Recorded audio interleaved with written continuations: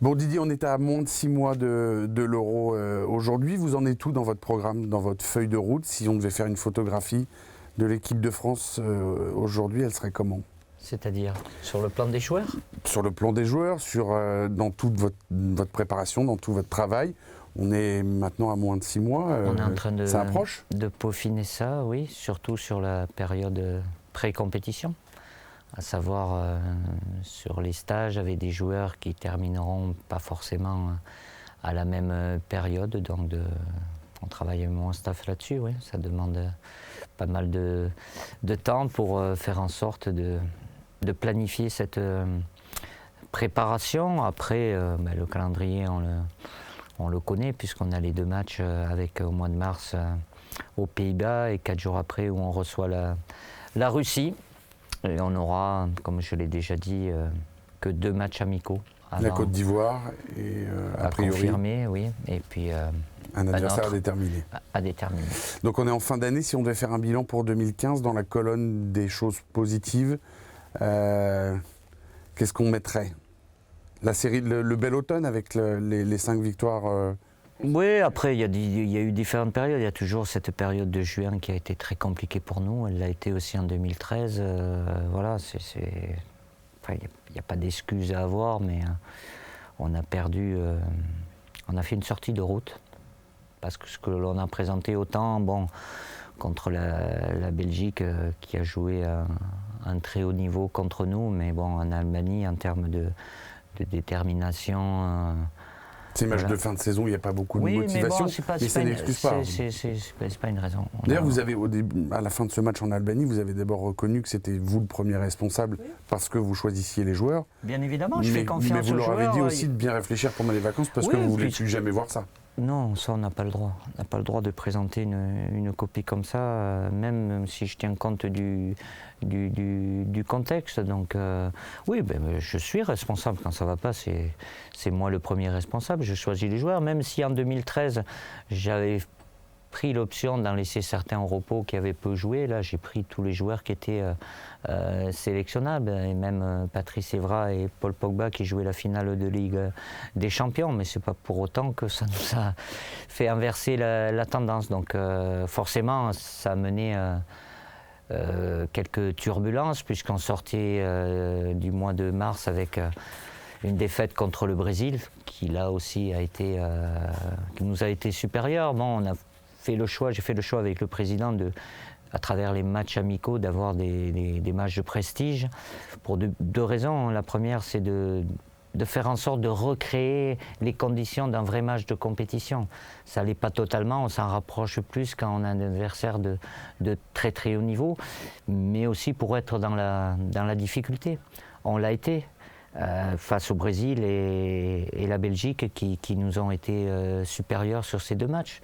Après la reprise, la rentrée des classes s'est mieux passée, oui, on a repris notre... Et les joueurs que vous avez mis en garde, vous pensez qu'aujourd'hui, en équipe de France, on est guéri de ce genre d'écueil? Le football, c'est pas une science exacte. Il y a des rendez-vous dans la saison, il y a des périodes où ils sont très sollicités, ça dépend du degré de forme, des joueurs qui sont là, blessés, pas blessés. Les 2 ans de matchs amicaux, c'est difficile.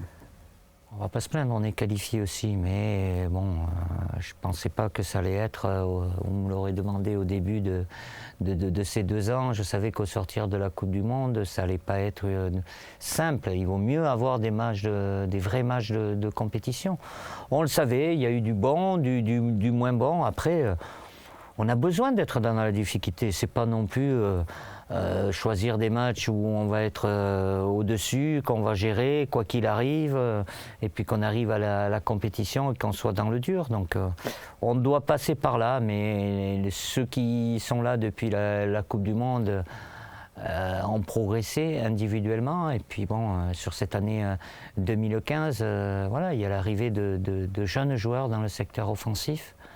Dans l'ordre chronologique, il y a Nabil Fekir, même s'il est blessé assez gravement aujourd'hui. Il y a eu Paul-Georges Ntep, il y a Anthony Martial, Kingsley Coman. C'est quelque chose qui est appréciable pour moi en tant que technicien parce que il y a de gros potentiels. Ils sont jeunes, mais pour les 2 derniers, Anthony et Kingsley, ils jouent dans 2 grands clubs comme Manchester United et le Bayern de Munich. Donc ça offre des possibilités plus importantes dans l'animation offensive, quoi. Des possibilités devant, évidemment, c'est intéressant parce que ça, c'est un point négatif. Il y a cette affaire Benzema-Valbuena qui pourrit un petit peu la vie de l'équipe de France. Le président Le Graët a pris une décision. Karim Benzema n'est pas sélectionnable jusqu'à nouvel ordre. C'est une décision derrière laquelle vous rangez. Oui, je la comprends, je l'accepte. Après, on comprend bien votre problème en tant que sélectionneur, parce que Karim Benzema, c'est votre meilleur attaquant, c'est votre leader technique, c'est comme ça que vous l'avez présenté, et que, en tout cas, pour l'instant, il va falloir faire sans, même s'il n'y a pas de match. En tout cas, est-ce que vous commencez à vous résoudre de préparer un Euro sans lui? Je ne pense pas aujourd'hui. On est mi-décembre. Le prochain match, il est fin mars.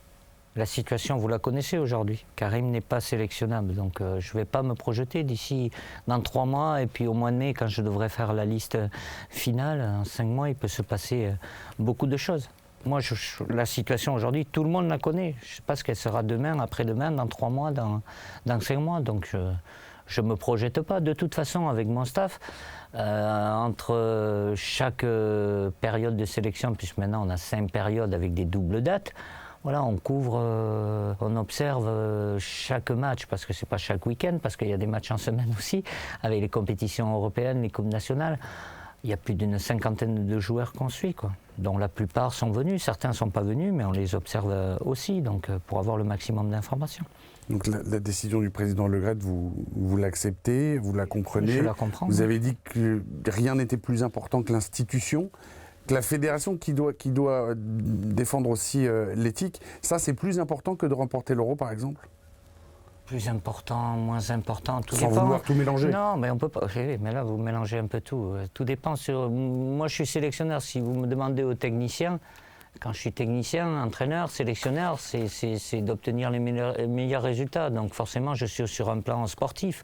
Mais je suis sélectionneur de l'équipe de France et je suis salarié de la fédération et l'institution, comme ça doit être le cas. Je l'ai toujours considéré quand j'étais entraîneur de club, que le club, c'est l'institution, c'est au-dessus de tout, c'est le garant, et c'est important que l'institution prenne les décisions. Noël Le Graët, il a expliqué dans sa conférence de presse que cette décision-là, elle laissait une petite place à l'espoir, si jamais la justice décide de dédouaner Karim Benzema, il pourra être de nouveau sélectionnable en équipe de France. Vous êtes dans cet état d'esprit-là? Il y a une chance peut-être à conserver? Si. Moi, je ne suis pas dans le monde de fiction. Si, vous me reposerez la question au mois de mars, ou si justement la situation évolue. Aujourd'hui, ça ne sert à rien de perdre de l'énergie, de se dire si, oui, mais voilà, aujourd'hui, les conditions ne sont pas réunies. Il y a le calendrier judiciaire, et encore une fois, il y a la présomption d'innocence. Tout à fait. Et Karim Benzema n'est coupable de strictement rien. La vitesse de la justice n'est pas la vitesse sportive. Ça, c'est sûr. Okay. Simplement, il a quand même eu peut-être un comportement moralement condamnable. C'est pour ça en que équipe le de France président avec un de ses coéquipiers. Est-ce qu'on peut imaginer du coup que ces deux-là puissent jouer encore ensemble? Est-ce qu'on n'est pas allé trop loin? Moi, je ne suis pas dans l'imagination, je ne suis pas dans la sélection. Non, mais c'est votre groupe. La sélection fiction. Je ne vais pas me poser la question aujourd'hui. Je ne suis pas à imaginer, à penser. Je ne suis pas là pour réfléchir à haute voix. Ce n'est pas ma fonction. Aujourd'hui, je n'ai pas de choix à faire. Mais quand j'aurai à en faire, je les prendrai, je réfléchirai bien, je discuterai avec mon staff comme d'habitude et j'assumerai ces choix-là. Aujourd'hui, se projeter, voilà, ça n'a pas de... Ça sert à rien. Après, juste pour revenir, ça s'est passé. Il faut bien discerner les deux. Évidemment, c'est l'équipe de France, c'est 2 joueurs qui sont importants en équipe de France de par ce qu'ils ont fait ces dernières années. Mais il y a l'aspect privé et le volet judiciaire. Aujourd'hui, il y a la juge d'instruction qui ne pense pas du tout comme vous. À savoir que c'est une affaire privée entre 2 individus, que le football n'a rien à voir là-dedans. Ça ne me semble pas être le cas, vu le battage médiatique. Il y a forcément des questions qu'on se pose, on évoque vous y tous les cas de figure. Non, mais par exemple, c'est quand même intéressant d'essayer d'imaginer, vous, dans votre travail, comment vous allez pouvoir faire. Si par exemple, pas, je vous laisse imaginer, je vous laisse si par penser. exemple Karim Benzema ne peut pas revenir en équipe de France, est-ce que la situation de Mathieu Valbuena sera aussi simple pour autant? milieu du foot Posez-vous les est un milieu fermé, l'équipe de France en est un. En général, on met un peu à l'écart les gens qui parlent. Est-ce que Mathieu Valbuena aura une place? J'en mettrais beaucoup du côté de la presse à l'écart alors, parce qu'avec ce que vous parlez, que vous interprétez... Vous voyez ce que je veux dire? Non, je vois pas. Mais je laisse... Il y aura les pros Valbuena et les anti-Valbuena en équipe de France. Mais est-ce que ça, c'est viable? Personne ne fait l'unanimité. Pour gérer un groupe qui doit disputer l'Euro chez lui et le gagner. Je vous fais confiance, mais comment vous allez pouvoir gérer ça? C'est mon boulot avec mon staff. Mais c'est un volet important de votre travail. Oui, ça a toujours été. C'est la base de mon travail. Aujourd'hui, être entraîneur de club ou même sélectionneur, évidemment, c'est le terrain, c'est les résultats, c'est beaucoup de gestion humaine. Quitte à prendre des décisions qui ne seront peut-être pas forcément ça m'est déjà comprises, arrivé, ça vous est déjà arrivé? J'en prendrai le moment venu. Parce que je pense que moi, quand je fais des choix, c'est pas pour moi, parce que je pense que c'est les meilleurs choix pour l'équipe de France. Donc je les fais, je serai mené à en faire aussi, mais c'est des choix humains. Je sais que je ne vais pas faire plaisir à tout le monde, puisque je dois choisir. Et il n'y en a que 23. Je choisirai en temps et en heure. Bon, en tout cas, vous l'avez dit, il y a des solutions devant. Quel est le plus intéressant en ce moment, parmi ceux qu'on a vus un petit peu, qui sont là pour de la liste taper, des sûrs, des partants, des probables, des improbables. Non, mais vaut mieux avoir l'embarras du choix. Évidemment, oui. Après, c'est à moi de juger. Il y a un certain libre. Chacun a le droit d'avoir un avis, de l'exprimer publiquement ou pas aussi. Moi, je ne rentre pas dans ce débat-là. Après, c'est à moi de choisir, parce que je pense qu'un plus que l'autre peut apporter plus à cette équipe ou donner des options différentes. Je ne vais pas faire de hiérarchie, même s'il y en a une plus ou moins, elle est évolutive. Mais c'est la hiérarchie d'aujourd'hui, pas forcément celle de mars. Aujourd'hui, elle n'a pas de sens. Aujourd'hui, oui, je devrais faire une liste. J'en ferai une aujourd'hui. Mais en mars, je ne sais pas ce qui peut se passer. Mais ce n'est pas que la forme du moment. Après, la forme du moment, sincèrement, elle est relative. Elle a moins d'importance quand on arrive pour une compétition finale. Moi, ce qui m'intéresse, c'est surtout le potentiel d'un joueur. Après, il faut travailler dessus, il faut qu'il y ait des marges de progression. C'est pour ça, jeune, pas jeune, moi, je n'ai pas de souci à incorporer des jeunes. J'en ai repris d'autres comme Lassana Diarra, qui n'est pas jeune, mais qui a une expérience internationale aussi. Il faut trouver une bonne alchimie entre tout ça, entre les jeunes et les joueurs plus expérimentés, dans le souci de créer un état d'esprit avec un objectif commun. C'est ce qu'on a fait, et le groupe a très très bien réagi dès le premier jour de la préparation pour la Coupe du Monde et durant toute la compétition, où il n'y a pas eu, ça roulait comme on dit, et il y avait toujours du plaisir, personne ne rechignait, n'importe quelle séance. Ils étaient dans un objectif collectif. Aujourd'hui, c'est ça la difficulté. Mais je ne lâcherai pas. On ne lâchera pas avec mon staff parce que ça doit passer par là. Alors, puisqu'on a balayé aussi quelques questions d'actualité, Michel Platini, oui, qui décide demain de boycotter son audition devant la commission, la commission d'éthique de la FIFA. Quand on voit que la chambre d'instruction a demandé la suspension à vie, qu'est-ce que ça peut vous inspirer, ça? Vous savez, m'inspirer, je pourrais faire des commentaires, c'est comme quand je vois des procès-verbaux ou des écoutes qui sont dans les journaux. Et alors que la fédération n'a pas accès au dossier aujourd'hui.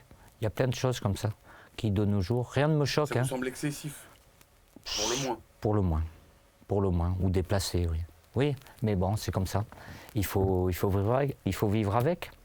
Vous avez été déçu, j'imagine, de voir que Michel Platini n'avait pas pu être là au tirage au sort de son euro, entre guillemets, puisqu'il a été un des grands artisans de... Il y est pour beaucoup, et puis parce que c'était sa place en tant que président de l'UEFA. Après, là aussi, il y a un volet judiciaire, entre guillemets, où il a été entendu. Malheureusement, on ne l'a pas permis d'être là, donc je suis déçu pour lui, parce que c'est quelqu'un que j'apprécie humainement. Après, sur le deuxième aspect, pardon, je vais y arriver. Je ne connais pas le fond du dossier, c'est toujours pareil, c'est ce qui est dit, ce qui est plus ou moins écrit, c'est la réalité, c'est pas la réalité. Certainement, s'il y a une enquête, s'ils sont auditionnés, c'est qu'ils doivent avoir des éléments, mais aujourd'hui, c'est comme dans l'affaire qui concerne l'équipe de France entre Mathieu et Karim, tout le monde peut avoir un avis. Mais jusqu'à preuve du contraire, comme vous l'avez dit, il y a un volet judiciaire. La présomption d'innocence, elle y est, elle doit y être. Et la seule qui est habilitée à juger, c'est pas vous, c'est pas moi, c'est pas l'opinion publique. On peut avoir un avis, c'est la justice. Et c'est elle qui rendra sa décision, comme c'est le cas pour Michel Platini. Mais puisque vous y revenez, le fait que la fédération décide de suspendre Karim Benzema de l'équipe de France jusqu'à nouvel ordre, c'est parce qu'on a trouvé dans son comportement quelque chose à lui reprocher. Mais sur le plan de l'éthique et de la morale, voilà. Oui. Et si jamais, mais c'est pas pour autant qu'il est coupable au pénal, on est bien d'accord. Et que si jamais la juge décide qu'il n'est pas coupable au pénal, est-ce que sa punition sera terminée aux yeux de la fédération au niveau de l'éthique? Je ne suis pas président de la fédération, il faudra le demander à mon président. C'est pas moi qui décide. J'ai une très bonne relation avec mon président, on discute. J'imagine que vous donnez votre avis. S'il me le demande, je lui donne mon avis. Et il vous le demande. On discute de beaucoup de choses, mais en l'occurrence, c'est lui le président et le responsable de l'institution. Et je peux en discuter avec lui, mais je peux ne pas en discuter aussi, et c'est lui qui prend la décision. Et dans tous les cas, je l'accepte, parce que c'est comme ça que ça doit fonctionner. Pour revenir au tirage, Oui. on a beaucoup parlé de votre chance légendaire dans le tirage. Oui. Ça vous amuse, ça vous agace? Bon, on rappelle quand même Roumanie pour le match d'ouverture le vendredi 10 juin. C'est mieux que d'être un chat noir. Je suis d'accord. Après, Roumanie, Albanie, Suisse. On va pas se plaindre. Non, ça pouvait être pire, oui. Ça Comme on dit. qu'on puisse dire. Oui, bon, on va pas avoir le sourire après les matchs. Il y a eu d'autres tirages qu'on disait aussi il n'y a pas si longtemps que ça, plutôt favorable. Après, il faut confirmer sur le terrain. Alors, c'est peut-être pas parlant pour l'ensemble des personnes. Après, quand on regarde de plus près, pour se faire une idée, une analyse juste de la valeur d'un adversaire, il faut voir le match, leur match. Là, avec mon staff, on va balayer les 2 années de compétition de ces 3 adversaires que l'on a, plus les matchs amicaux qu'ils auront au mois de mars et en juin, en pré-compétition. Ils ne sont pas là par hasard non plus. Oui, évidemment, on pouvait avoir des pays plus prestigieux avec peut-être... après, j'écoute des fois, de temps en temps. Ouais, mais non, lui, il est plus dangereux. Ah ben la Hongrie, l'Autriche, machin, pas X, Y. Ça, c'est l'avis de tout à chacun. Ça fait partie du débat. Donc, on aura beaucoup de respect déjà et la même attention, le même souci du détail pour chacun de nos adversaires. 2, on les connaît mieux puisqu'on vient de les jouer. Bon, la Suisse, on les avait dans notre poule en Coupe du Monde et l'Albanie. Quoi qu'on puisse dire, ils nous ont fait souffrir aussi, donc ils nous connaissent, mais nous aussi on les connaît. La Roumanie, beaucoup moins. On va se pencher c'est le premier match, le match le plus important. Alors on a vu que dans une année, il pouvait se passer beaucoup de choses, oui. Des choses positives, négatives, des histoires. Là aujourd'hui, vu la situation actuelle, ça aurait bien passé quand même. Hein. Oui, j'imagine bien. Est-ce que le curseur a bougé sur l'objectif de l'Euro?